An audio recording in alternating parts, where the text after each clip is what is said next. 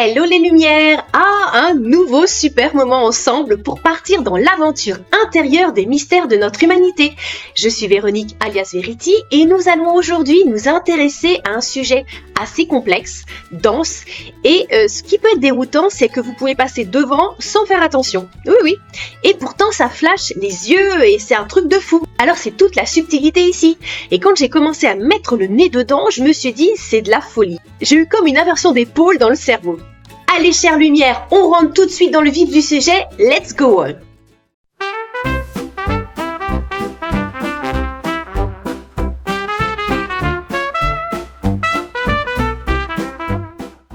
Alors pour commencer chère lumière, une petite devinette comme on adore.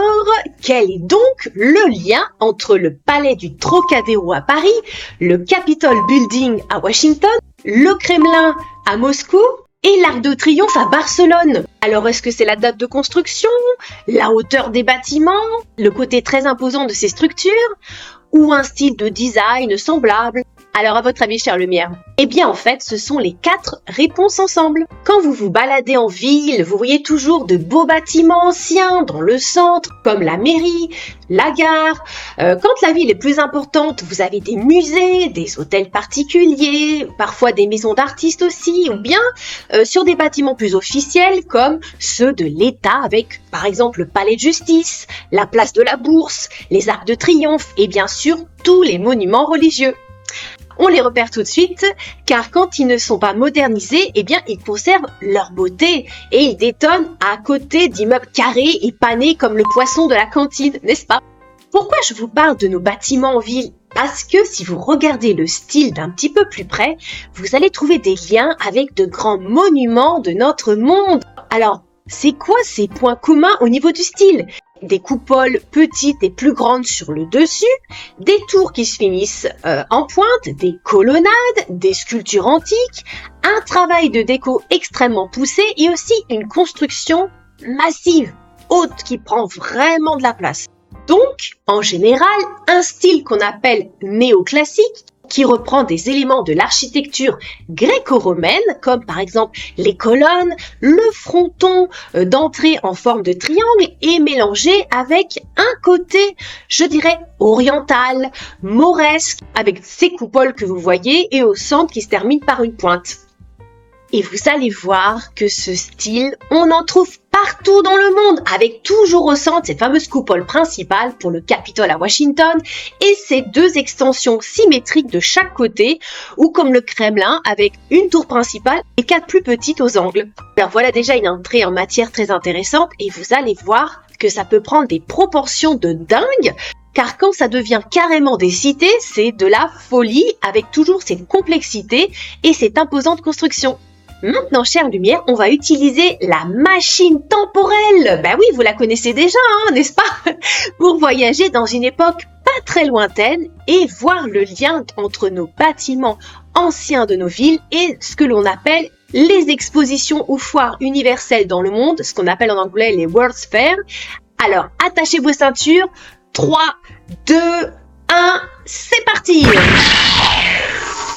Alors, pour le petit topo rapide, d'abord, c'est quoi les expositions universelles? Donc ça consiste à présenter les réalisations des nations, et mettre en avant les secteurs de l'industrie du pays et de l'artisanat entre autres. Alors ces expositions varient en nature et se tiennent dans différentes parties du monde sur un site spécifique pendant une période de temps d'une durée en moyenne de 3 à 6 mois, car ce sont des expositions temporaires avec des bâtiments temporaires aussi sur les lieux.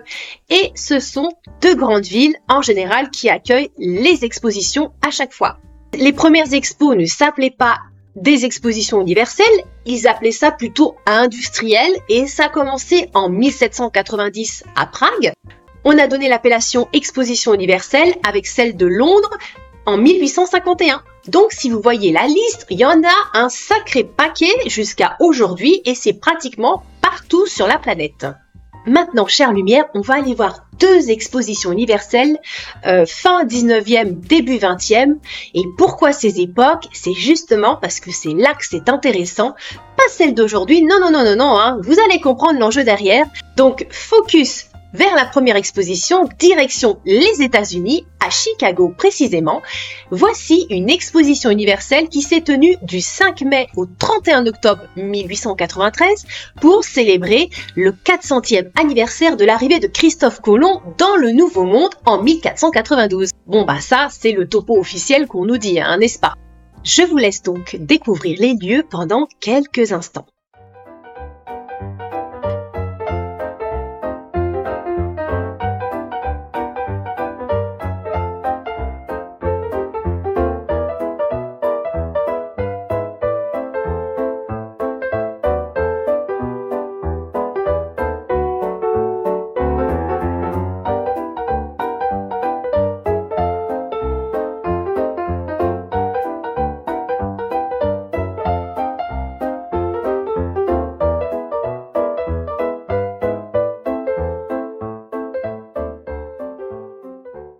Alors, qu'en pensez-vous, chère lumière?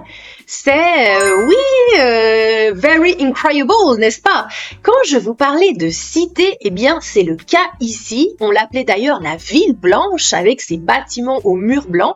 Il y avait tout de même plus de 200 bâtiments sur une superficie de 2,8 km², donc ça fait quand même une grande surface. Entre les palais nationaux, les pavillons par État, les pavillons des pays étrangers, les structures qui composent le parc d'attractions et d'autres curiosités architecturales, ça fait un site vraiment très impressionnant. Et vous rajoutez aussi les canaux et lagunes aménagés qui ont été créés, un sacré terrassement et aménagement du site. Et donc, on retrouve bien sûr ce style néoclassique dont je vous parlais qui part un peu vers le baroque oriental, je dirais, massif dans ses constructions avec certaines très fantaisistes comme les pavillons des États du Colorado, de New York, du Wisconsin et des curiosités comme la fontaine McMonnies ou le trottoir roulant électrique. Oui, oui. Alors, il y avait 14 grands bâtiments principaux centrés autour d'un bassin réfléchissant géant appelé le Grand Bassin et sur lequel trônait cette grande statue. Donc, comme dans chaque exposition universelle, presque toutes les structures de la foire ont été conçues pour n'être que temporaires et donc sur les 200 bâtiments érigés pour l'événement, 2 seulement sont encore en place aujourd'hui. Donc, vous avez le Palais des Beaux-Arts et le bâtiment auxiliaire du Congrès mondial. Et enfin, cerise sur le gâteau, le soir, quand vous vous baladiez dans l'exposition universelle, tout était éclairé à des kilomètres, ça priait de 1000 feux. Alors, au niveau des visiteurs, on a un chiffre de 27 529 400 personnes et ça aurait tout de même coûté pour l'époque 28 151 668 $, ce qui est une somme colossale, voilà, pour l'époque. Alors, niveau recettes, c'est plutôt nul car ils n'ont gagné que 448 524 $ en plus des 28 millions dépensés. Donc, au final, une somme colossale dépensée et ils n'ont récolté que des centimes. Alors, comparons maintenant avec la deuxième expo, celle qui s'est tenue à Paris en 1900 exactement. Voici quelques images, chère lumière, pour vous mettre aussi dans cette lumineuse ambiance.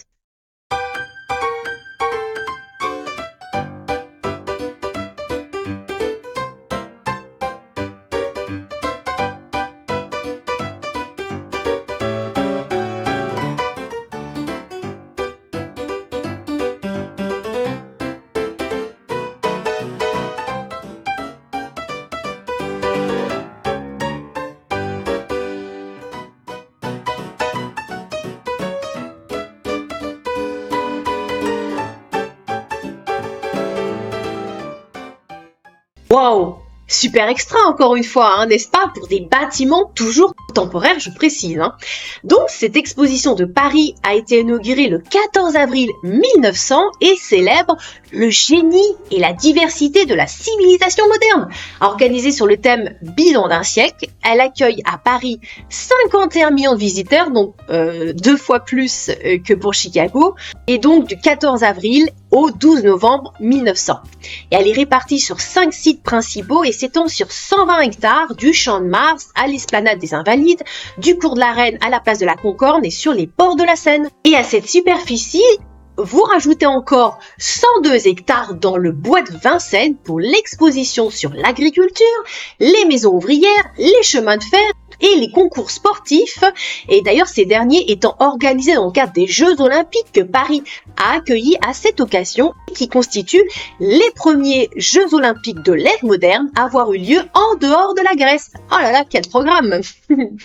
Donc cette exposition, connue simplement comme l'exposition universelle, sans indication d'année, tant elle est célèbre et célébrée, est la plus grande exposition universelle jamais organisée à Paris, en présentant les progrès réalisés dans l'art et la science et l'industrie. L'événement transforme donc la capitale et confirme son statut de ville-lumière. Eh oui, je vous partage cette photo de la porte monumentale d'entrée ou la merveille du palais de l'électricité avec ses 420 mètres de long sur 60 mètres de large. Bah oui, on reste en voie, hein, n'est-ce pas, hein. Niveau électricité, ce palais consommait quand même 200 000 kg de houille chaque heure et se chargeait avec une force motrice de 12 000 chevaux vapeur quand même. Et au sommet du palais se trouvait la fameuse statue de l'électricité haute de plus de 6 mètres et debout sur un char traîné par des hippogriffes et qui s'appuyait sur une radieuse étoile. Et enfin, l'illumination du palais électricité est obtenue par environ 6000 lampes à incandescence disposées suivant les contours de la crête. Et oui, il faut que ça brille la nuit aussi, donc il faut en mettre plein la vue. Donc regardez l'intérieur de ce palais de l'électricité, c'est un truc de dingue, on en prend plein les yeux. C'est pareil que pour Chicago, on retrouve les pavillons étrangers magnifiques du Mexique, de la Turquie et des USA par exemple, sublimes, ou des bâtiments grandioses pour des sujets plus spécifiques comme le palais des eaux et des forêts. Je rajoute, chère lumière, du côté du palais de l'Esplanade des Invalides, le pavillon des manufactures nationales, celui du mobilier et des industries diverses, du côté du Champ de Mars, le palais du génie civil, celui des fils et tissus de vêtements, et aussi celui des armées de terre et de mer. Et là, vous avez une vue générale des palais du Champ de Mars. Vous avez vu la taille du site, c'est immense quoi. Je ne peux pas tout vous citer et vous montrer car c'est colossal en nombre. Je vous disais que c'était de la folie. Et c'est pareil pour toutes ces expositions universelles au 19e siècle dans les pays du monde jusqu'en à peu près 1920-30 où vous avez toujours ce style néoclassique qui revient et ces monuments incroyables. Par exemple, l'exposition de Londres en 1854, vous avez ce Crystal Palace immense qui faisait quand même 564 mètres de long et haut de 39 mètres et qui contenait 60 000 panneaux de verre assemblés. Alors les Crystal Palace, c'était pas que à Londres, et non, vous avez aussi l'exposition de Montréal en 1860 et l'exposition de Toronto en 1884 où vous avez regardé encore ce système de Crystal Palace magnifique. Alors ensuite, vous avez aussi l'exposition de Barcelone en 1888 avec ce majestueux hôtel international de 5000 mètres carrés qui aurait pris seulement un peu plus de 50 jours pour le construire. Bon. Aux USA, vous avez l'exposition de Buffalo en 1901 avec, regardez, ces 4 piliers massifs d'entrée dignes d'une allée de sacre d'un empereur romain, carrément. Enfin, ça fait vraiment wow! On n'a pas de mots, c'est extraordinaire, fabuleux. Voici un petit aperçu pour vous montrer un peu ces architectures complexes, extraordinaires qui trônaient dans ces expositions. D'ailleurs, si vous regardez bien, les gens à côté, ils paraissent minuscules. Et aussi, je voulais vous partager en premier mon ressenti. Donc, quand on se plonge rien que dans les deux expositions, celles que je vous ai montrées précisément comme Chicago et Paris, et qu'on regarde tous ces bâtiments grandioses, qu'on regarde les gens de l'exposition qui passent habillés à la mode fin 19e, certes ils portent des tenues élégantes et plutôt sombres d'ailleurs, un peu austères par rapport au côté, je dirais, clinquant et très raffiné de ces bâtiments, ça fait un peu bizarre, c'est moi ce qui m'a sauté aux yeux. Et en plus sur les photos, comme je disais, ils ont l'air comme des fourmis. par rapport à la hauteur énorme des bâtiments. Donc ce qui fait le plus bizarre, c'est quand on met en parallèle leurs moyens de transport, et oui, parce qu'ils se déplaçaient encore en charrette dans les villes, donc ce qu'ils appelaient à Paris les omnibus à chevaux. Et même si la première voiture en France est arrivée en 1890, eh bien en 1900, c'était un peu toujours des teuf-teuf, réservés aux gens assez riches quand même. Bah oui, c'est pas une Formule 1, n'est-ce pas? Et de ce fait, ce qui m'a interpellée, c'est le décalage entre le style vestimentaire des gens, les moyens de transport, encore, je trouve, archaïques, et les bâtiments démesurés, extrêmement raffinés, qui font pour certains exotiques, étrangers au pays où ils sont, et donc ça colle pas trop ensemble tout ça. On a du mal à concevoir que les gens de l'époque, en 1900, qui seraient capables de construire des bâtiments d'une complexité imposante, avec un tel raffinement, utiliseraient des voitures où quand tu montes dedans, ça tremble, ça roule à 2 à l'heure, et encore pour ceux qui peuvent s'acheter ces premières voitures, car le peuple c'est niette, c'est la charrette à cheval, quoi. Et c'est comme si, niveau technologique, ils en étaient encore au balbutiement de l'ère moderne, alors que pour leurs bâtiments, ils étaient déjà des ingénieurs du futur. C'est un paradoxe total tout ça. Maintenant, chère Lumière, comme vous vous en doutez, j'ai été enquêtée derrière ces expositions universelles plutôt intrigantes et qui posent vraiment question, et donc j'avais justement mes petites questions intérieures prêtes lors de ma méditation guidée. Comme d'habitude, vous prendrez ce qui résonne avec vous. C'est parti!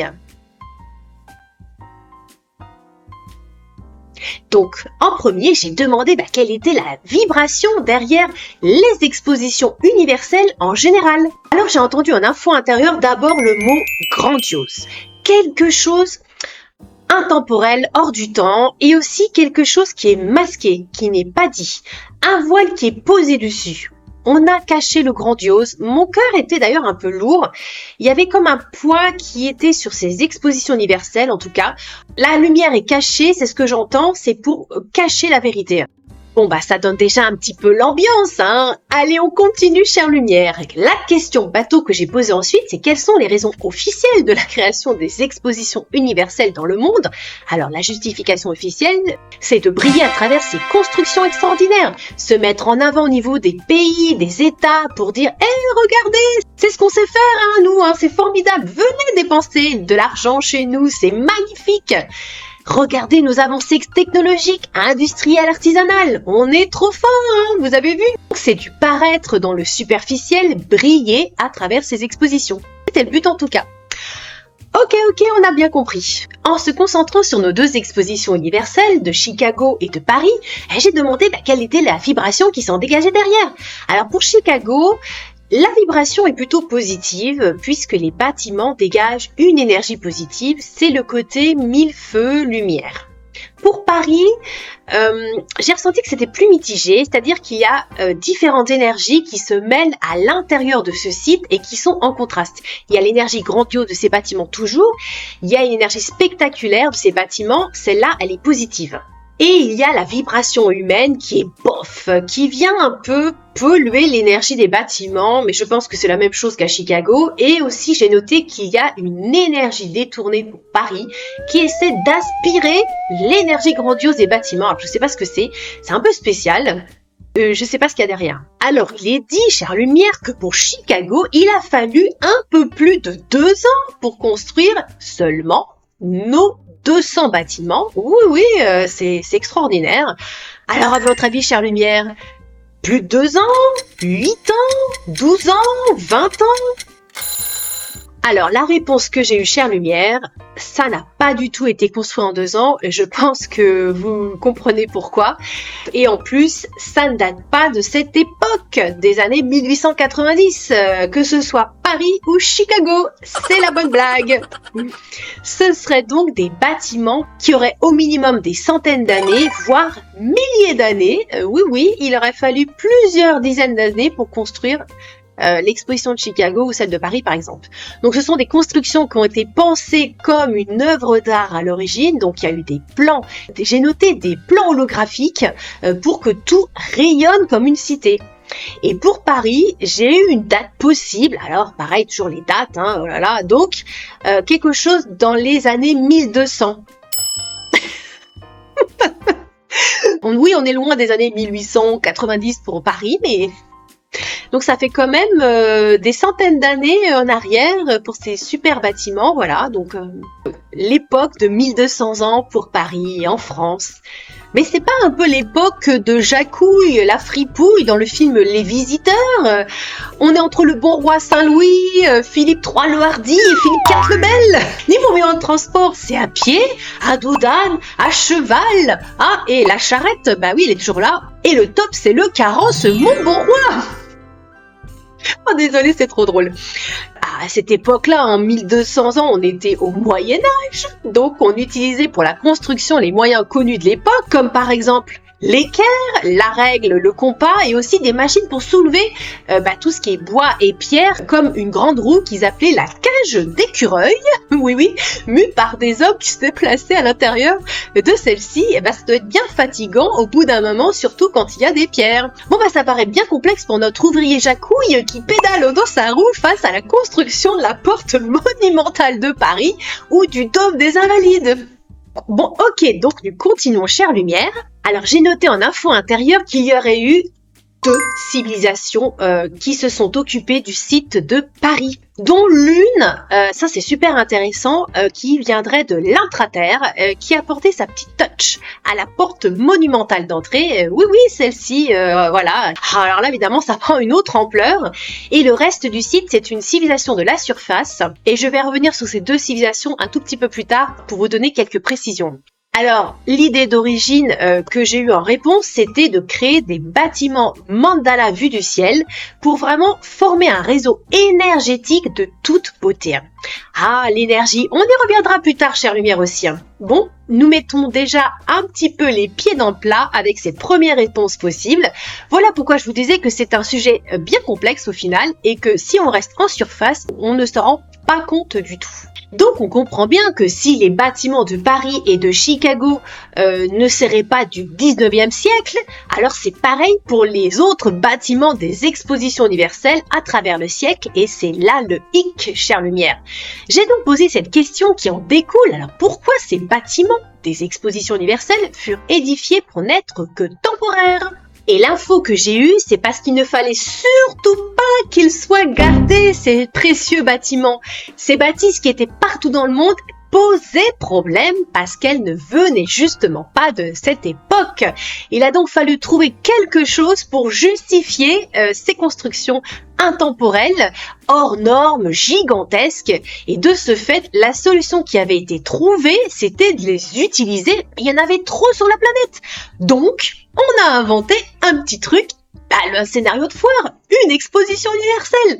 Le mot d'ordre, c'est on montre et on démonte. Enfin, on démolit plutôt, c'est plutôt ça qui s'est passé. C'était le deal. J'ai noté qu'on a tout fait pour cacher la vérité, donc c'est pour ça qu'aussi ils ont dépensé des millions, et tout a été mis en œuvre pour aller à contre-courant, essayer de cacher les choses. Et en observant de plus près les bâtiments pour nos 2 expositions, dans leur conception, ils dégageaient justement une vibration en reliance avec la géométrie sacrée. Ça faisait comme des réseaux, ce que je vous disais, de mandala énergétiques. Donc tout était fait pour que ça suive les lignes géométriques de la Terre, construites sur les lignes telluriques stratégiques, et tout a été pensé de manière harmonieuse, que ce soit esthétique, mais aussi utilitaire. Donc quand vous alliez sur le site, vous étiez revigoré, et c'était des lieux donc pensés comme des lieux de bien-être, esthétique, utilitaire et bien-être. Alors pour Paris, au niveau éthérique, ça vibrait, j'ai vu, dans une énergie plutôt verte et rose. Ça vibre du bas vers le haut en fait. Ah, une question intéressante et comique aussi, il est dit que les façades des bâtiments de l'exposition de Chicago n'étaient pas faites de pierre, non, oui, parce que c'était temporaire, donc ce serait un mélange de plâtre, de ciment et de fibres de jute qu'ils appelaient staff. Et ensuite, ces bâtiments, ils étaient peints en blanc, et ce qui donnait justement leur éclat et le surnom de ville blanche. Alors, chère lumière, plâtre ou pierre ? Roulement de tambour. Et la réponse, comme vous en doutez, mais ce serait de la vraie pierre. Alors, il y a eu sur quelques bâtiments des parties qui ont été rajoutées vite fait, bien fait, qui sont là, bien entendu, du staff, du bois, du ciment, mais les matières originelles de ces bâtiments, ce serait bien du solide. C'est pas du tout du temporaire, ça a été fait pour traverser le temps et ça devait être grandiose, massif. Donc ça ne pouvait pas être des matières qui s'écroulent en 2 secondes, ça devait être du solide. Et d'ailleurs, si on réfléchit à 2 secondes pour des questions de bon sens, si on accueille des gens dans une exposition universelle et qu'on a des bâtiments temporaires qui sont faits vite fait, bien fait pour la construction avec des matières fragiles, s'il y a énormément de visiteurs qui visitent ces constructions et qui passent qui sont à l'intérieur, faut pas que ça s'écroule quand même parce que ça pourrait mettre en l'air les expositions universelles. Donc forcément, ça peut pas être des matières rassemblées vite fait, bien fait et montées quoi. C'est forcément du solide. Donc ce serait bien de la pierre. J'ai noté qu'il y avait aussi du marbre et aussi des mélanges de particules. Et je vais y revenir dessus. Alors, quelle énergie se dégage des bâtiments? Donc, on a une énergie comme un champ de force. Ça crée même des dômes énergétiques de différentes formes, comme des formes pyramidales, des formes rondes, des formes lotus au niveau éthérique.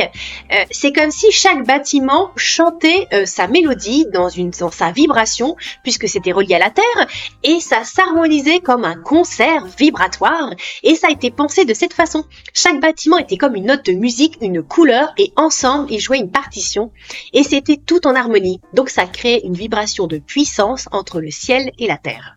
Et c'est comme ça que ça aurait été pensé et conçu. Donc tous les monuments concentraient des énergies, par exemple pour l'exposition de Chicago, comme le Palais des Arts, le lac où il y a la statue. En fait, il y aurait quelque chose dans les profondeurs du lac que j'ai noté qui fait office de concentration énergétique. Ça sort par la statue qui est plantée dans le lac et il y a comme des points de mire. Les bâtiments, au niveau énergétique, c'est comme si ils se reliaient à un bâtiment central, une espèce de capitole.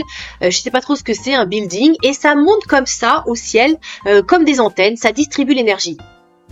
Ah, chère lumière, vous vous demandez peut-être comment ont été construits ces bâtiments, quels moyens ont été utilisés. Alors, ce que j'ai noté, c'est qu'ils auraient été construits avec une science avancée, bien sûr. Je pense qu'il y aurait eu l'utilisation du son pour soulever les pierres, quelque chose de la télékinésie avec les pierres et des champs magnétiques utilisés. Et ça a été agencé avec perfection, un peu comme toutes les constructions anciennes dans le monde, les pyramides d'Égypte par exemple, et toujours ce même savoir ancien. Alors, il y avait des maîtres d'œuvre comme des architectes, j'ai noté maçons ésotériques, qui se sont chargés de la construction. Il n'y avait pas beaucoup de gens sur les sites, voilà, c'est toujours pareil. Il y avait juste les aides qui avaient une façon de faire particulière. Alors, par exemple, pour Chicago, quelle civilisation en serait à l'origine si ça date de centaines d'années? Alors, j'ai eu comme info que ce serait une civilisation très ancienne. C'est pas du tout les Américains du Far West, comme vous en doutez, qui ont construit ça. J'ai noté des descendants lémuriens, oui, avec une tête un peu amérindienne, indienne, voilà. En fait, ils avaient tous le même savoir, mais avec différentes cultures. J'ai noté aussi quelque chose d'Atlante derrière, c'est pas loin en fait, parce que oui, les USA ont été des colonies à la fois lémuriennes et atlantaines. Donc bon, c'est le savoir de ces deux civilisations-là qui est passé pour les expositions des États-Unis. Donc, pour Chicago, une civilisation très avancée, sophistiquée, pas du tout ce qu'on croit, qui était là depuis longtemps en Amérique, et c'est eux qui ont construit ces bâtiments-là, et ça date là, j'ai noté, de milliers d'années, donc l'utilité de faire ces bâtiments, c'est la même façon de voir qu'en Atlantide et en Lémurie. Esthétique, utilitaire et bien-être, c'est exactement la même chose. Esthétique pour la beauté, pour célébrer la beauté. Utilitaire pour une fonction énergétique. Et comme vous en doutez, chère lumière, qui dit énergie libre. Donc c'était des cités qui permettaient de donner des points énergétiques d'équilibrage sur la Terre pour que l'énergie de la Terre circule de haut en bas. Alors l'énergie des étoiles entre et passe par ces buildings et va dans la Terre. Et l'énergie de la Terre monte par ces buildings et ressort vers le ciel. C'est un peu comme des arbres ancrés. Ça monte, ça descend, ça fait une coordination et c'est un peu comme des centrales énergétiques. Il y avait aussi donc cette fonction de guérison, d'harmonisation pour les gens qui vivaient là, parce que oui, il y a des gens qui ont vécu là-dedans, dans ces cités. Alors j'ai relevé un commentaire assez intéressant d'une personne sur une chaîne YouTube de Rob Edward qui a posté une vidéo sur les expositions universelles et voici le commentaire de cette personne que j'ai trouvé assez pertinent. Mon arrière-grand-père connaissait un bon ami pragois qui avait assisté à quelques expositions universelles américaines. D'après mon grand-père, il lui avait raconté combien cela lui rappelait sa ville natale. Mais le plus étonnant qu'il lui avait raconté, c'est que lors de sa visite, l'air était rempli d'une énergie vitale captée, procurant aux visiteurs une sensation extraordinaire et céleste, sans jamais avoir besoin de manger ni de boire. Il lui avait également parlé des choses étranges dont il avait été témoin de ses propres yeux qui leur donnaient l'impression d'être déjà dans le futur. Ah mais c'est quoi cette chose étrange? On veut savoir, nous. Bon, mais en tout cas, voyez ce commentaire, je l'ai relevé parce que on a bien cette idée que dans ces lieux, il y a quelque chose de l'énergie, de guérison qui est présente. C'est tout simplement hyper intéressant. C'est vraiment super, quoi. Et on continue, chère lumière. Alors, comment étaient réellement construits les 200 bâtiments de l'exposition de Chicago de 1893, quels moyens ont été utilisés? Alors donc, comme je vous disais, il y a une technologie en effet, il y aurait eu l'utilisation de courants magnétiques pour soulever ces pierres avec l'aide d'un champ de force, un peu comme en Égypte, c'est le même système, et ça mettait les pierres en place dans un ordre précis. J'ai l'impression qu'il y avait également comme un moulage de pierre. J'ai noté qu'il y aurait eu aussi une utilisation de la pierre fondue et remoulée sur les bâtiments. Et pour faire les sculptures, c'est comme s'il y avait des moules déjà prêts. On avait un bassin avec la matière pour la sculpture et la figure sortait comme ça fabriquée. Peut-être qu'elle était retaillée un petit peu après, mais en tout cas, ça fait un peu comme un système presque d'usine, mais bon. Allons voir maintenant, chère lumière, cette majestueuse statue qui se tenait face à l'Administration Building dans la cour d'honneur de l'exposition sur le lac, et qui était haute de 20 mètres. Alors justement, je me suis posé la question, mais quelle est sa particularité? Donc, elle était comme un point de mire, une antenne. Elle était apparemment en or pur, avec des particules intérieures de nickel et de cuivre. Et en plus, l'or, c'est pas l'or que l'on connaît actuellement, c'est ce qu'on appelle un or pur, propre. J'ai noté peut-être or monoatomique, ce mot-là. Mais en tout cas, elle aurait servi de point focal énergétique et elle servait de symbole d'équilibre et d'antenne énergétique. L'énergie des bâtiments convergeait vers elle et s'était redistribuée en ondes ensuite. Et le lac, justement, l'eau était là pour cela, pour servir de conducteur énergie. J'ai noté que sous le lac, il y aurait quelque chose qui accentuait l'énergie de la statue, peut-être un portail, mais j'en sais rien. C'est comme si ça faisait un couloir de lumière qui sortait par la statue. Et j'ai noté aussi qu'il y aurait une pyramide énergétique au-dessus du lac, au niveau éthérique. Pouvons-nous avoir une idée à quoi fait référence cette statue? Quelle est sa symbolique? Alors j'ai noté que ce serait un hommage à la Terre, à l'énergie de la Terre, à l'énergie du féminin et du masculin. C'est comme un courant harmonieux qui est redistribué et c'est une antenne qui irradiait une énergie circulaire. Donc c'est un système d'énergie libre qui faisait partie de la fonction des bâtiments en général. L'énergie monte dans les bâtiments et sort par les coupoles et tout est concentré comme un système pyramidal. Donc ce qui jouait, c'était l'onde de forme du bâtiment, la composition des matières du bâtiment. Il y avait aussi des particules d'or et de cuivre à l'intérieur et on captait l'énergie de l'éther qui était redistribuée comme les systèmes de pyramide à l'origine.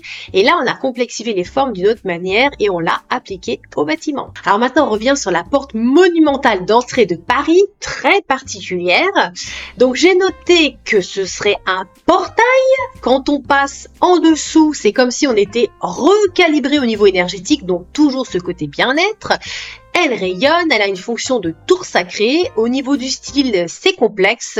Ça fait un côté oriental avec du futuriste. On n'arrive pas à définir un style, c'est vraiment particulier. J'ai noté qu'il y aura du cristal à l'intérieur. Ça a été conçu pour être vraiment comme une antenne, un lieu d'accueil, un lieu de rechargement et aussi, chère lumière, donc si c'est bien un portail, on peut même, si on a la fréquence, passer dans une autre dimension. Ah oui, c'est tout simplement extraordinaire. Ça a été conçu de cette manière, donc c'est fait pour être monumental, parce que ça doit être comme un pilier de lumière. Et d'ailleurs, ça répond en pilier de lumière à d'autres arches dans Paris. Alors peut-être l'Arc de Triomphe, je ne sais pas. Donc officiellement, on nous dit que cette petite porte a été créée et réalisée par l'architecte René Binet. Oui, je vous entends déjà rire derrière l'écran. Alors, cher Monsieur Binet, architecte, peintre et décorateur, qu'en pensez-vous? Donc, en info intérieure, eh bien, Monsieur Binet, je suis désolée, mais j'ai eu la réponse que ce ne serait pas vous. à l'origine, votre nom a été donné dans les archives parce qu'il fallait donner un nom. Mais ce monsieur ne s'est absolument pas occupé de cette porte parce qu'il ne connaissait déjà pas la technique pour la créer et cette porte existait bien avant qu'il naisse. Alors je vous disais que c'était une utilisation à l'origine de cette œuvre qui aurait donc un rapport avec l'intraterre. Alors j'ai l'impression que c'est comme si ce portail avait été apporté. C'est comme si cette porte avait émergé d'une autre dimension, matérialisée pour justement ancrer l'énergie de lumière, comme un timing précis. Oui, c'est complètement incroyable. C'est pour ça que le style détonne par rapport au style néoclassique. Ça fait futuriste, cette porte. Elle est encore différente des autres styles de bâtiments à l'intérieur de l'expo. Alors, chère lumière, allons voir également de plus près le fameux palais de l'électricité, le palais des 1001 nuits, comme j'appelle, qui était sur le champ de Mars, en face de la Tour Eiffel. Alors, j'ai noté le mot palais de cristal. Donc, le nom qu'on lui a donné, palais d'électricité, évidemment, c'est faux. On l'a baptisé comme ça parce qu'il fallait bien lui donner un nom et qu'il fallait justifier l'éclairage. Et oui, car il y avait beaucoup de lumière dans ce bâtiment. C'est une construction qui suivrait des lignes architecturales comme un faisceau de lumière. Chaque point s'allume et rejoint la grille magnétique de la Terre. Donc, encore une conception de dingue. Comme je vous disais, l'intérieur, c'est sublime, comme un palais des 1001 nuits. Alors au centre de ce bâtiment, il y avait une espèce de galerie et elle était conçue comme une sorte de zoom énergétique. C'était immense d'ailleurs. Et quand on passait dedans, à cet endroit-là, c'était comme un accélérateur énergétique, une chaise d'ascension. On pouvait ascensionner si on avait la fréquence. Mais c'est formidable. Et pour aider, il y avait aussi des générateurs de cristal dans les sous-sols. Alors là aussi, nous avons un nom d'archive pour l'architecte qui aurait créé ce palais de l'électricité du nom Eugène Hénard. Et comme pour René Binet, désolé cher monsieur, mais en réponse que j'ai eue, ce serait pas vous. Oh no! Alors, ce qui est très drôle ici, c'est que pour ce monsieur du palais d'électricité, lui, il se revendiquait l'architecte du palais. Il y aurait eu comme une sorte de consortium de qui se montrait d'avoir réalisé ces constructions et qui ne leur appartenait pas du tout en plus, donc c'est formidable. Et ce monsieur n'avait pas non plus le savoir pour faire ce bâtiment de toute façon et il le savait très bien. Alors, pour la réalisation du site de l'exposition à Paris, là, c'est pas une civilisation amérindienne, pas du tout. Comme je vous disais, le site aurait été construit vers les années 1200. Alors, j'ai noté que les êtres bâtisseurs dans ces années 1200, ce seraient des êtres à la peau blanche, un peu de type celtique, mais c'est pas des Celtes, et ils venaient pas du tout de France. J'entends que c'est plutôt une culture orientale, des êtres à la peau blanche, mais avec une culture orientale, ce ne sont pas des hindous non plus. J'entends qu'ils auraient voyagé dans le monde par des moyens secrets, par des souterrains, des portails. Ils connaissaient le système des portails pour voyager dans les souterrains de l'intraterre. Ils avaient le savoir justement parce qu'ils avaient une ancienne connaissance d'une civilisation. Et ils auraient été enseignés par cette civilisation qui s'appelait... Alors j'ai noté deux mots, Ramanaya. J'ai noté que ce serait des descendants de la civilisation de Rama. Oui, le personnage de Rama. Donc cette civilisation de Rama serait partie dans l'intraterre il y a des milliers d'années. Et ceux qui sont partis dans l'intraterre, cette culture de Rama, auraient fait la fameuse porte monumentale de l'entrée. Oui. Et l'autre partie de cette culture de Rama qui serait restée en surface, aurait fait le reste de l'exposition. Alors j'adore quand l'intraterre participe à la construction de ces bâtiments, ça donne une ampleur waouh quoi. Alors, continuons avec l'illumination du palais de l'électricité. Là encore, on a un nouveau monsieur qui émerge, Monsieur Henri Beau, le créateur de la lumière pour le palais. Alors, c'est pareil pour la candidature de ce monsieur polytechnicien tout de même. Ce n'est pas le système d'énergie libre de l'époque qu'il connaissait. Donc pourtant, lors de l'exposition, il est noté qu'il a illuminé ce monsieur le palais d'électricité, la Tour Eiffel, le Trocadéro et le Petit Palais, ainsi que divers bâtiments officiels et le palais de l'Élysée. Donc, il serait connu comme le pionnier de l'éclairage électrique moderne. Mais, chère lumière, c'est juste un nom de plus de données dans les archives. J'ai l'impression qu'ils ont rajouté aussi des ampoules sur ce palais d'électricité pour justifier l'éclairage, mais ces ampoules étaient plutôt un peu comme des lampes de cristal qui étaient posées dessus. C'est un système qui n'a rien à voir avec le système électrique de l'époque, puisque ça fonctionnerait à l'énergie cristalline. Donc c'est un cristal canalisé entre l'énergie de la Terre et du ciel. Voilà les infos que j'ai eues à ce sujet. Ils ont d'ailleurs démonté des ingénieries à l'intérieur juste après l'exposition. Alors, d'où viendrait cette électricité, cette puissance? Quel est ce système d'énergie utilisé ici? J'ai noté en info intérieure système d'énergie universelle, canalisé à travers des lampes en cristal pour diffuser la lumière. Donc ce palais d'électricité, il y avait une ingénierie, un générateur. Il y avait des générateurs de cristaux dans les sous-sols et il y avait un générateur bien planqué qui était au centre du palais. Et c'est lui qui alimentait les fameuses ampoules. Il y avait aussi un champ de force magnétique à cet endroit-là qui accentuait la puissance. C'était prévu pour s'allumer la nuit, justement pour éclairer. Et donc, il n'y avait rien à faire. C'était un système intelligent. Ils avaient juste les gens à voir le spectacle de nuit. Ça se déclenchait automatiquement et ça s'éteignait le jour. Très pratique comme système. Un système aussi qui captait l'énergie solaire. Vraiment très bien fait. Comme pour Paris, à Chicago, j'ai eu l'info que cet éclairage n'est pas dû donc à l'électricité traditionnelle, ce serait de l'énergie, un système à base de cristaux, ce serait comme un générateur à énergie libre qui alimenterait toute la cité.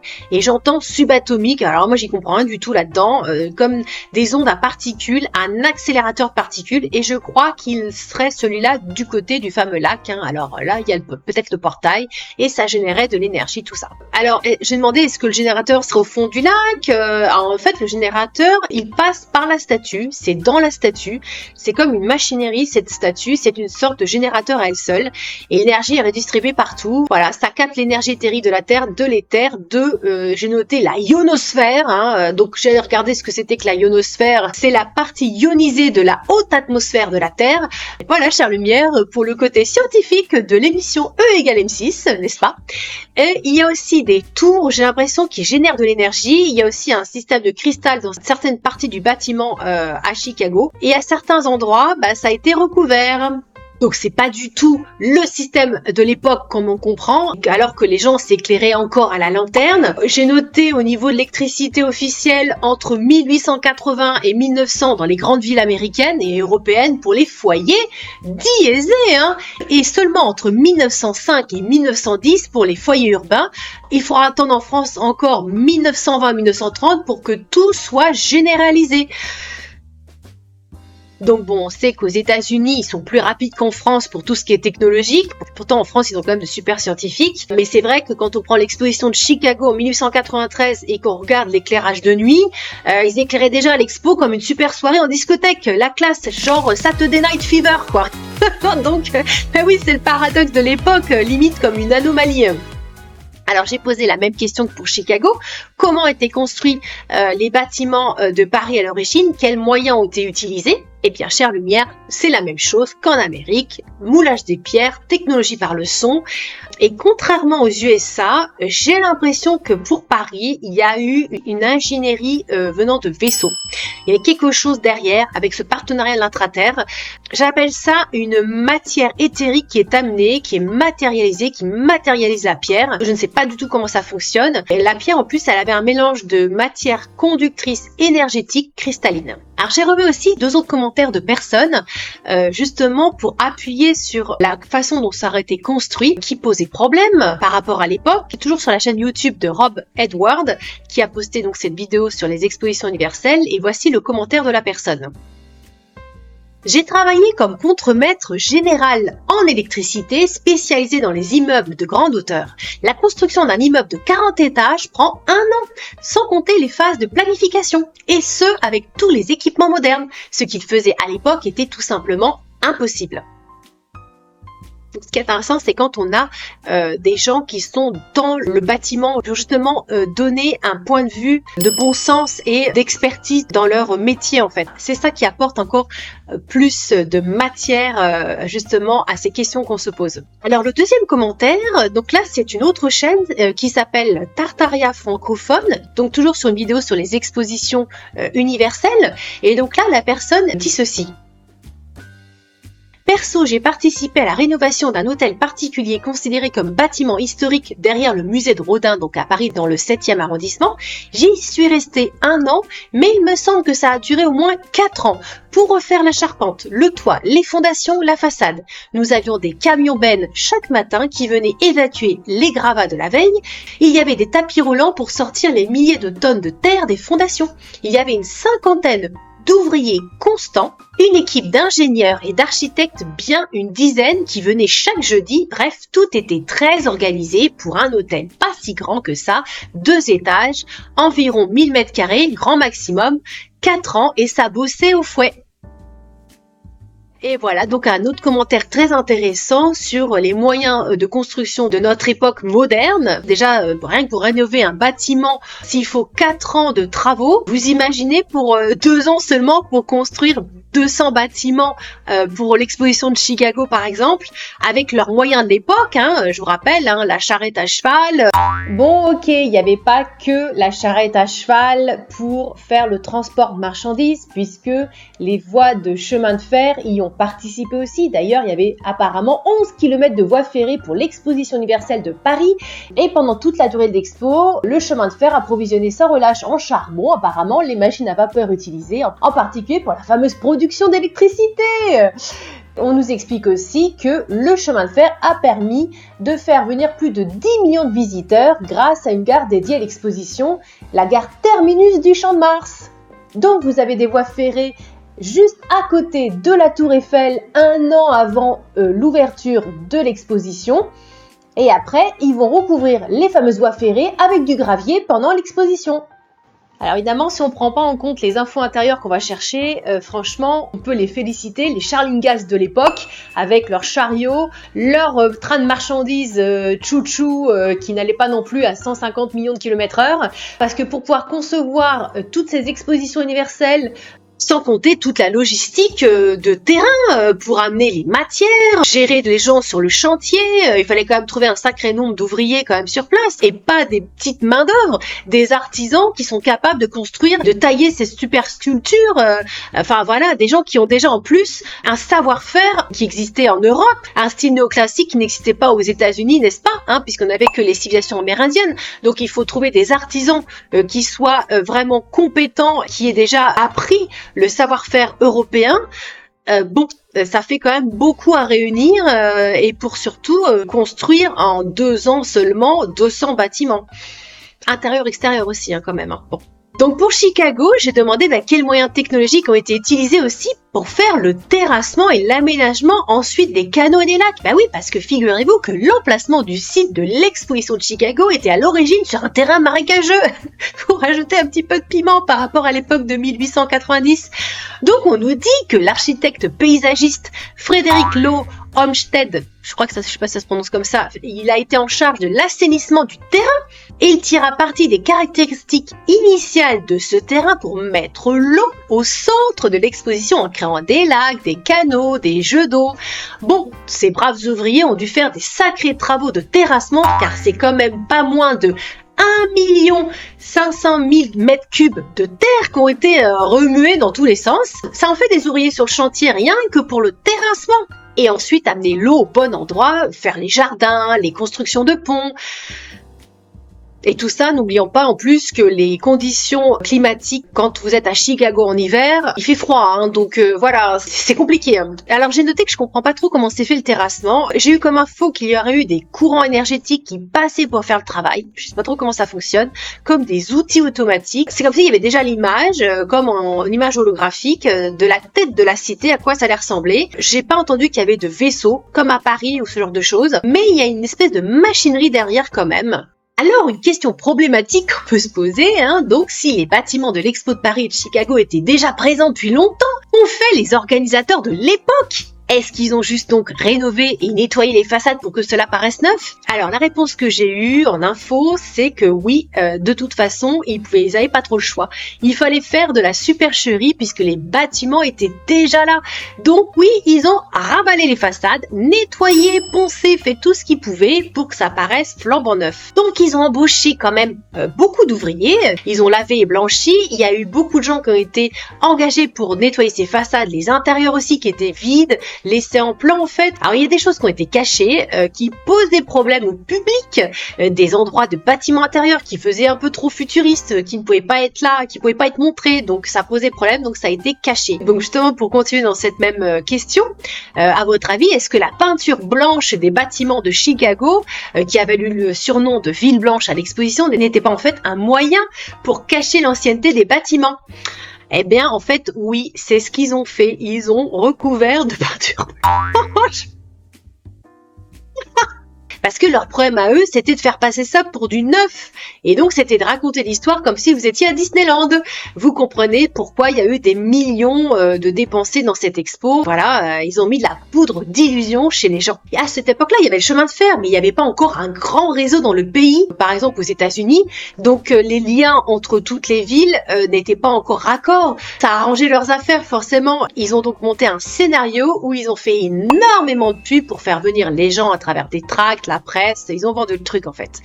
Donc une autre question qui continue de se poser, c'est si les bâtiments étaient déjà présents à l'époque depuis longtemps, comment ils ont manœuvré ces organisateurs pour les gens qui habitaient sur place par exemple? Alors plutôt étrange comme réponse, j'ai noté que les gens de l'époque ne posaient pas trop de questions. Tous n'étaient pas endormis, pas du tout, mais généralement, en fait, les expositions universelles étaient sur de grands terrains, pas forcément dans les villes, en retrait, sauf pour Paris où là c'est un peu spécifique. Donc les gens qui étaient sur place ne se posaient pas ce genre de questions en général.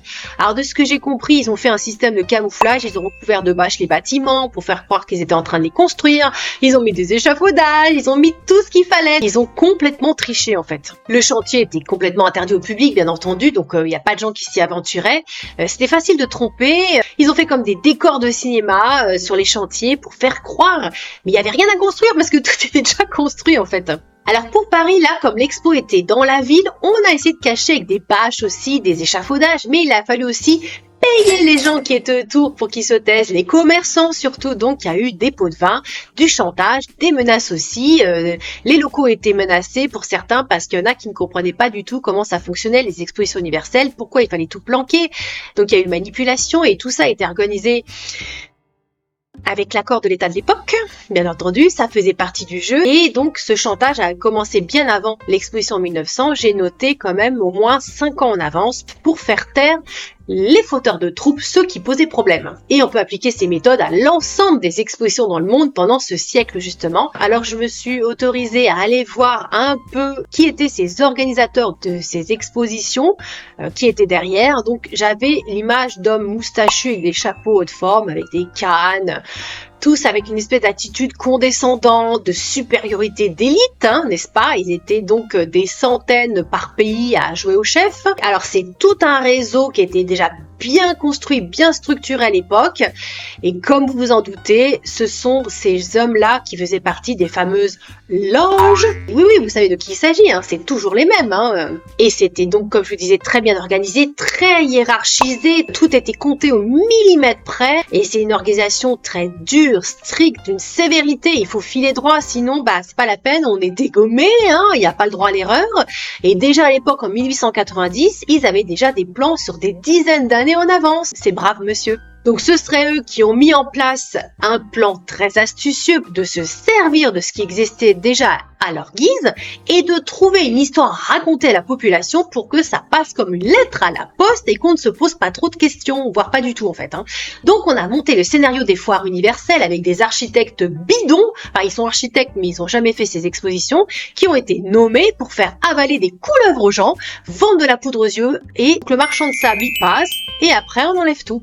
Et on garde quelques bâtiments pour des endroits stratégiques sur la planète pour qu'ils puissent se servir, pour faire leurs trucs bizarres à eux en souterrain, ou pour leur propre maison, pour leur famille. Alors j'ai noté qu'ils se sont servis de ces bâtiments pour leur glorification, ils les ont détournés d'ailleurs, il fallait justement faire disparaître ces bâtiments parce que ça faisait obstacle aux structures à basse vibration qu'ils voulaient mettre en place ensuite. Pour nous, oui, comme c'est gentil, merci, parce que ces bâtiments anciens, lumineux, magnifiques, avaient une énergie, un potentiel qu'eux n'arrivaient pas trop à suivre, et donc il y en a qui ont réussi à les détourner pour en faire des rituels. J'ai noté de magie noire, mais d'autres, ils n'ont pas réussi, donc ça posait problème, donc ils ont tout dégommé pour que ça fasse table rase et que ça casse le système énergétique bienveillant harmonieux qui avait été créer sur place. Il est possible quelque chose, c'est que l'énergie de ces bâtiments, quand on est dans des basses fréquences, eh bien, vous n'êtes pas très à l'aise dedans, ça met un peu vos vibrations en live, c'est-à-dire qu'eux, ils étaient pas bien, ils étaient limite avec des malaises, donc ils pouvaient pas trop rester dans les bâtiments, il a fallu donc changer ça. Alors, comme je vous disais, ils avaient un plan pour construire des bâtiments qui ne ressemblaient pas du tout à ceux qui étaient avant dans le style néoclassique. Eux, ils avaient leur building carré et pané de la cantine, et puis en plus, ils n'avaient pas le savoir pour construire ces bâtiments. Ils ne pouvaient faire que des buildings carrés, uniformes. Pour eux, leur idée, c'était une société uniformisée, donc il fallait que ce soit fonctionnel, laid et le moins cher possible. Mais pour nous, seulement, parce que eux, ils se gardaient ces bâtiments-là qu'ils avaient détournés ensuite pour leur compte perso, bien sûr. Bon, alors, chère Lumière, quelle aventure ces expositions universelles! Ça fait mal au cœur de voir ces si magnifiques constructions réduites en cendres à travers le monde. Oui, elles ont été démolies. Il y a eu des incendies dans des expositions universelles. Le Crystal Palace, il y en a qui ont brûlé, carrément. Toujours des incendies étranges qui se déclenchent. On ne sait pas d'où ça sort, voilà. Enfin bref, il nous en reste quelques-uns encore à admirer. Donc maintenant, quand vous baladerez dans votre ville, vous regarderez peut-être certains bâtiments autrement en pensant au système formidable de construction qui est derrière. Et maintenant, chère Lumière, on va jouer à un petit jeu de l'avant et de l'après. Vous connaissez ça en photo, n'est-ce pas? On regarde les bâtiments de l'époque et ce qu'ils sont devenus maintenant. Allez, c'est parti. Déjà, commençons par l'exposition de Chicago en 1893, que vous connaissez, et allons nous projeter maintenant dans l'exposition de 1933. Déjà, ça change, c'est plus la même affaire. On change complètement de style. C'est carré, pané comme à la cantine. Puis alors là, les gens, ils paraissent plutôt à échelle humaine par rapport à la taille du bâtiment. On n'est plus dans des trucs énormes en hauteur. Ouais, ça fait comme les décors de cinéma qu'on voyait dans les films des années 20, 30, 40. Ensuite, on passe à l'exposition de Paris en 1937. On a de la couleur, c'est chouette. Donc là, vous voyez, c'est pareil, les bâtiments, plus rien à voir. J'ai l'impression qu'on voit presque un drapeau nazi sur la gauche. Bref, vous voyez la Tour Eiffel, les bâtiments, on a ces espèces de caissons, ça donne un goût plutôt amer. Ensuite, on passe à Bruxelles en 1958. Maintenant qu'on a changé de style dans les formes des bâtisses, on n'est plus trop étonné. Vous constatez toutes ces angles, ces pointes, ce côté dur et agressif. Ben oui, mais où sont nos belles coupoles avec leurs splendides courbes enveloppantes? On a Montréal, Séville, Hanovre en 2000... il y a du rond. Quand même. Ça fait un peu comme une espèce de station spatiale. Dubaï a l'air plus original en style. Les formes font futuriste, mais elles sont des courbes. C'est plutôt intéressant. C'est beaucoup plus joli en tout cas. Alors là, évidemment, on est bien d'accord. Les constructions que vous voyez sur ces photos, c'est bien celles de notre époque. C'est pas celles d'il y a 3 siècles avant. Alors maintenant, on va terminer avec d'autres photos spécifiques de structures dans le monde, comme par exemple en premier, l'hôtel Pension Delta en Allemagne. Alors vous voyez par exemple cet hôtel, ce qui est intéressant sur la photo de gauche, en 1907, ces coupoles qui ressemblent à celles du Kremlin à Moscou, qui n'existent plus en 2023. On perd le cachet et puis en plus on dirait qu'ils ont simplifié, lissé le bâtiment. Ça perd vraiment toute son ampleur et on voyait, on est en Allemagne et on a l'impression en 1907 que le bâtiment, il correspond pas aussi. Il y a un côté oriental de rajouter que ces coupoles, ces tours tournées comme ça et on se demande ce que ça fait là en fait. C'est spécifique. Next, chère Lumière. Alors on passe au pont Neu-Elbrücke à Hambourg en Allemagne toujours, qui a été apparemment ruiné en 1959 pour ajouter une voie supplémentaire. Et donc, vous voyez à l'origine le truc monumental, c'est un château quoi limite. Et là, ça n'a plus rien à voir en style. On en est super loin et je peux me permettre là d'émettre un jugement. Je trouve ça horriblement moche quoi. Là, c'est encore une autre photo de l'Allemagne. Alors, voyez, à gauche, cette espèce de bâtiment qui rappelle un peu la première photo que je vous ai montré de l'hôtel avant. Maintenant, il a complètement disparu sur cette place. Ça ressemble plus à ce qui était à l'époque. On a ces bâtiments radiateurs, comme on va dire. Là, on passe en Suède. Quand je regarde cette image, en 1897, ça fait un peu Disneyland. On se croirait limite, avec le château de la princesse au fond. Et d'ailleurs, ça sort de nulle part, cette structure. C'est difficile à définir. On n'arrive pas à donner un style. C'est très particulier. Puis, vous voyez, en 2023, On n'a plus rien, tout a été rasé en fait. Ensuite, on passe à une autre photo. Alors là, c'est encore en Allemagne. Une carte postale en 1910 de la gare centrale d'Essen, dans l'Allemagne de l'Ouest. Ah, c'est pareil, on a l'impression que ça sort pouf comme ça. Le changement est tellement incroyable de la gare. Il y a quelque chose qui va pas, quoi. Comment ça se fait qu'on est passé à une bâtisse Ah, puis on voit même qu'il y a un McDonald's. Enfin, vous voyez, il y a quelque chose qui... C'est comme si de l'université, on avait régressé à la maternelle à partir de la Seconde Guerre mondiale. Là, c'est pareil, c'est une autre photo. Là, vous voyez, vous avez des gares qui sont devenues, on sait pas trop, on sait pas ce que c'est. Des églises, pareilles, qui sont devenues autre chose complètement. Des librairies, des écoles, rien à voir, quoi. C'est comme s'il y a eu un changement de civilisation. Je sais pas, il y a quelque chose qui s'est passé. Les bâtiments qu'on a maintenant, c'est une autre civilisation qui a pris la place de la civilisation d'avant. C'est incroyable. Heureusement, chère lumière, on va de nouveau construire du beau dans notre futur et ça fait vraiment chaud au cœur. Voilà, chère lumière, nous sommes arrivés à la fin de cette petite enquête universelle, si on peut dire, qui nous a fait voyager dans le monde à travers des constructions sublimes et aussi qui nous a permis d'aller voir à la loupe plus en détail ce qui se cache un petit peu derrière ces bâtiments que l'on ne soupçonne pas du tout si on met pas le nez dedans. C'est ça qui est fou, c'est comme les cathédrales, c'est le même délire. On commence maintenant à se poser des questions sur la façon dont ça aurait pu être construit et bien sûr, toujours l'époque et les moyens utilisés qui posent problème. Et encore, je n'ai abordé que très peu de choses ici.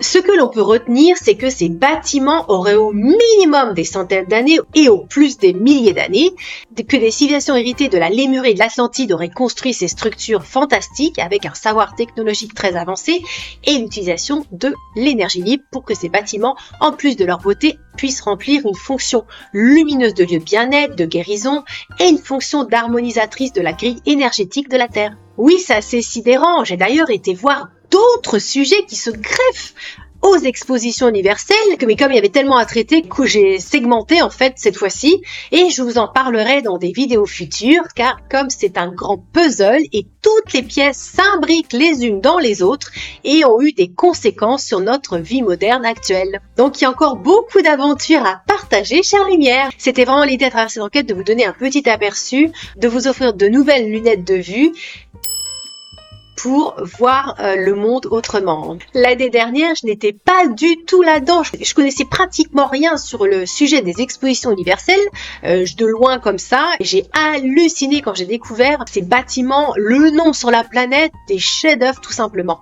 Et la sensation que j'ai, c'est qu'il y a à la fois un côté fantastique, inexplicable, et on se dit mais d'où ça sort, ça fait surnaturel, pouf comme ça, par magie. Et on ressent que la main derrière qui a fait ces constructions était grandiose. Ce n'est pas nous avec nos constructions modernes, vous avez vu, qui sont horribles. On le sent, c'est une autre énergie, d'une autre époque, mais qui traverse le temps dans un but précis, justement, comme je disais au début, ce côté intemporel, c'est ça. On a la même sensation quand on regarde le Taj Mahal, les pyramides, les cathédrales, c'est du même ordre en fait. En tout cas, je vous remercie vraiment d'avoir été présent à nouveau pour suivre cette enquête intérieure. Merci beaucoup de votre fidélité et de tous vos compliments du cœur sous les vidéos. Et j'en profite aussi pour remercier les personnes que j'ai pu rencontrer lors de la conférence le 13 septembre à Lyon avec Olivier Victor et Maëla parce que c'était génial, c'était vraiment un moment chaleureux tous ensemble. Merci beaucoup pour tous ces échanges lumineux. N'hésitez pas si vous souhaitez liker, partager, commenter la vidéo ou bien vous abonner aussi, j'en serai ravie. Merci à toutes les personnes abonnées et celles qui ont rejoint la chaîne depuis. Je vous laisse aussi le lien vers mon site internet si vous souhaitez prendre rendez-vous pour une connexion d'âme ensemble et je remercie toutes les personnes que j'ai eues en séance et avec lesquelles j'ai pu ouvrir de nouveaux espaces de lumière dans leur cœur et les aider aussi à y voir un petit peu plus clair dans leur cheminement intérieur. Merci à vous tous. Je réalise aussi des signatures vibratoires de l'âme en illustration encodées pour vous aider à vous connecter avec votre âme et harmoniser votre lieu de vie. Et si vous souhaitez également que je crée votre portrait stellaire pour découvrir une autre partie lumineuse de vous, j'en serais enchantée de créer ça pour vous et vous pouvez donc retrouver toutes les infos sur mon site internet. J'ajoute aussi que si vous aimez les enquêtes intérieures que je vous propose et que vous souhaiteriez peut-être soutenir ma chaîne, je vous laisse un lien sous la vidéo pour faire un petit don PayPal ou bien vous pouvez m'écrire aussi sur mon mail contact@lesvoyagesdeverity.com. Gratitude aux lumières qui m'ont envoyé un don, merci à vous. Ah oui, je voulais aussi vous dire que je vais proposer sur ma chaîne des vidéos courtes de questions-réponses actu et que si vous souhaitez que j'aille voir ce qui se passe sur des sujets spécifiques qui touchent la planète, n'hésitez pas à m'envoyer un message sur mon mail contact@lesvoyagesdeverity.com. Comme ça, je pourrai poser mes questions. Donc, c'est des vidéos d'à peu près 5 minutes où je poserai entre 1 à 3 questions et j'irai voir ce qui se cache derrière. J'ai déjà quelques idées, mais je suis intéressée par avoir aussi vos sujets. Comme ça, j'irai voir ce qui se passe, qui serait pertinent, voilà, actuellement, qui concerne notre monde, notre humanité spécifiquement. Je souhaiterais aussi remercier en particulier 2 personnes lumineuses avec lesquelles j'ai pu bénéficier de soins énergétiques au mois de septembre. En premier, Natacha, et qui se reconnaîtra, que vous connaissez peut-être sous le nom de Natacha Dragon Shaman sur sa chaîne YouTube et qui fait de super connexions cosmiques et de super puissants soins de guérison. Natacha, merci à toi pour ta guidance lumineuse et ton aide ensoleillée. Et la deuxième personne que je souhaitais remercier, c'est John D de sa chaîne YouTube John D, qui est également un guérisseur puissant connecté à la terre-mère et aux esprits de la nature et qui m'a également apporté de beaux soins lumineux dernièrement. Donc gratitude à toi John aussi pour ton aide. Merci à vous deux pour tout ce que vous faites et vos belles énergies du cœur que vous partagez sur vos chaînes. Alors maintenant, chère lumière, concernant le prochain thème de ma vidéo, je vais me pencher sur 2 sujets importants. Alors, comme on est dans 2 mois à l'année 2026, je vais justement me pencher sur cette année 2026. Je ne sais pas comment je vais aborder le thème, le ressenti, mais en tout cas, ce sera là-dessus.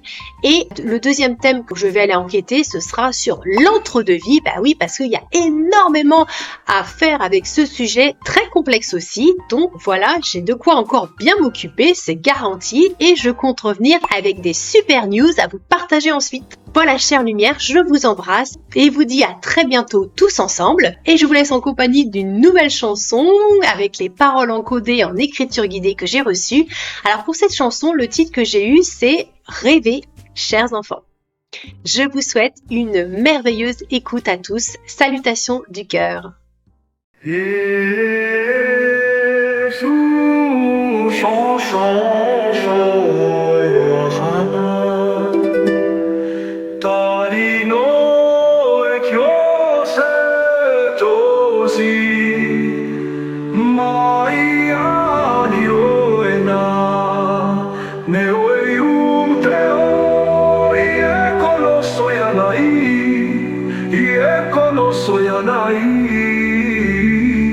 Alintae, alintae, alintae, alintae, onoe, ono yanao, me soyo no se anayakana, do el konosu eno esenea, ewe onau yusome no kimsi chonaya, olo desinio.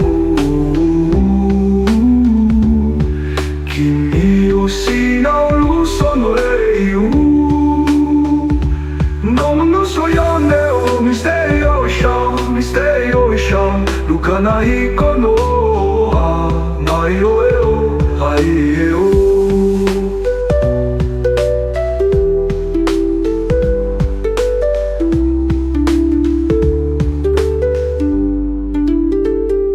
nai ani o ena me o eu eo ie kono soyanai ie kono soyanai alintae alintae, alintae, alintae, onoe ono yanao, me soy ono se anayakana, toen konosu eno esenera, e olo nao yusome no kimsi chonaya, olo mesinio, kimi yosino lusono eiu, no soy oneo.